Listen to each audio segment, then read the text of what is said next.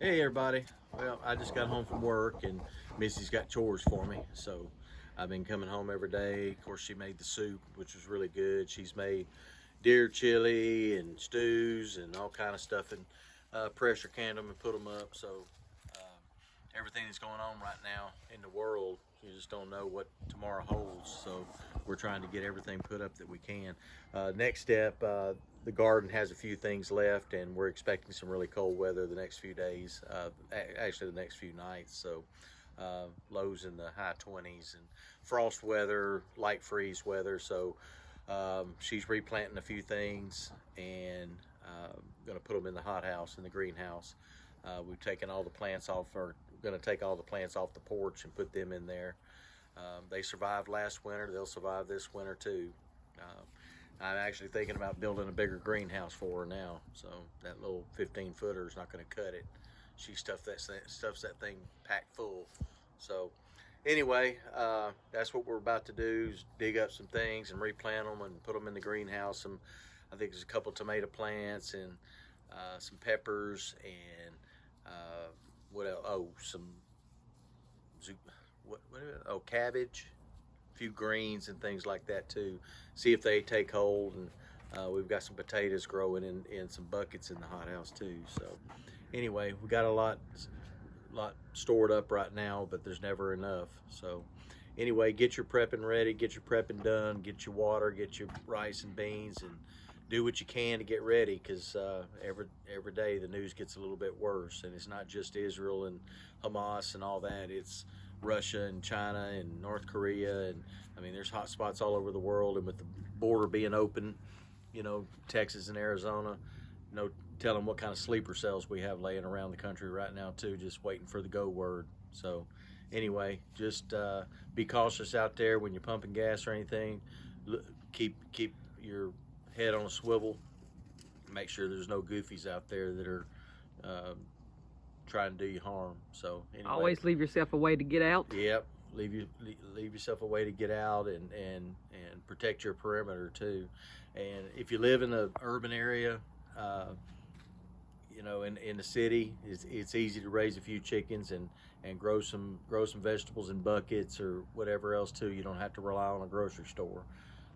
And even if you do right now, catch stuff while it's on sale. Learn how to can. Watch Missy's videos, and there's other videos out there on how to can and make things shelf stable. Get everything put up and be ready. But most of all, water and water filtration and things like that too. But anyway, God bless, and y'all have a great day, and like and subscribe. Thanks.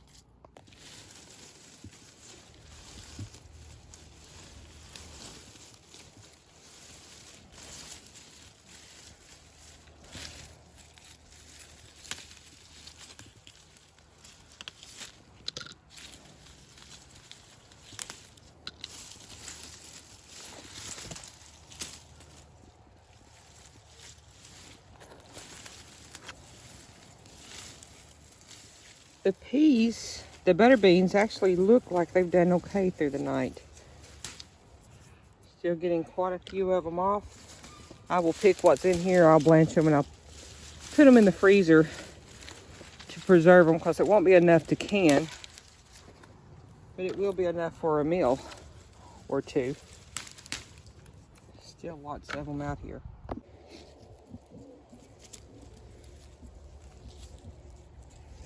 Okay, peppers look okay. We got turnip greens there, they're doing fine. Pulled eggplants the other day. I had 4 eggplants on those, so I'm not a big eggplant fan, so I'll probably let those just go. That one is not in the best shape anyway, so chances are I'm just gonna let these die out. As far as my okra, I had already decided to let them grow. As you can tell, I have way let those grow. And what I'm gonna do is I'll let those dry out, and I will collect seeds from those. You can see several of them through there. And I will collect seeds. There's a pod there that's pretty dry, that you want to let them dry like that, and then you can just put a bag over them and open them up and the seeds fall out, and those are your seeds for next year. Under here I have cabbage, broccoli, and cauliflower. I just checked underneath. As you can tell, no frost got on them, but tonight's going to be a hard freeze, so if I intend to keep this stuff, I have to get it up and put it in the greenhouse.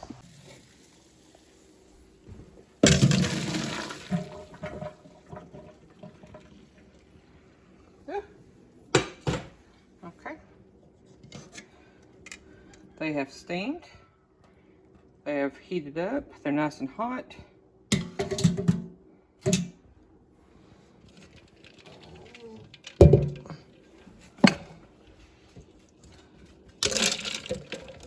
And I'm gonna put them in the ice water.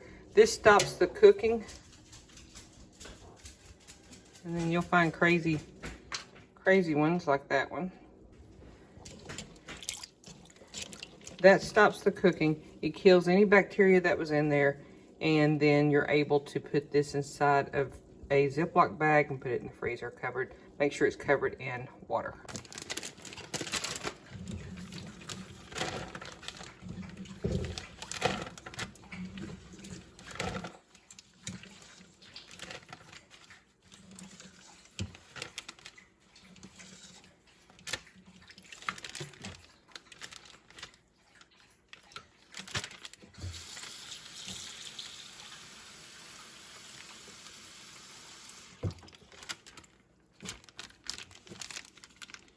You want to make sure to get all the air out of it as much as you can. Make sure the beans are covered in water and put it in the freezer. It's finally warmed up enough to get outside and pull these plants. So I've taken old buckets that I had previously, gallon buckets. I'm going to dig up the plants and try to get as much of the root ball as I can and keep the dirt intact, and then put that inside the containers to put in the greenhouse and see if I can keep them alive. I'm making sure to put dirt at the bottom, put the plant inside, and then I am packing dirt around the edges to get it in there to secure it. I'm also at the top of it putting straw around it to help it to maintain its moisture content. This bed actually has cold-loving plants. It has cabbage, cauliflower, and broccoli. So we're just slowly pulling each plant up, trying to not damage those root systems.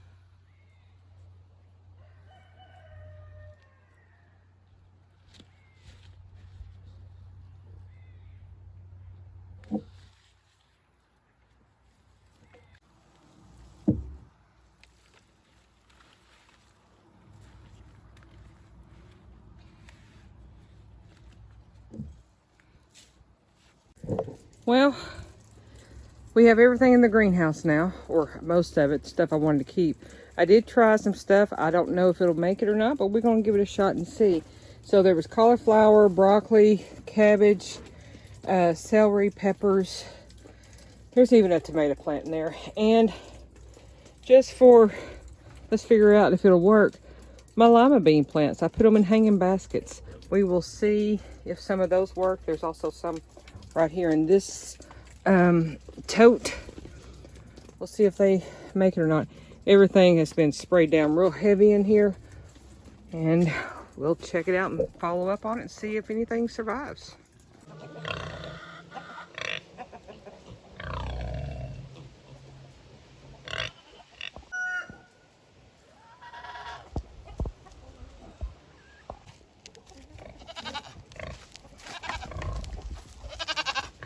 Hey girls.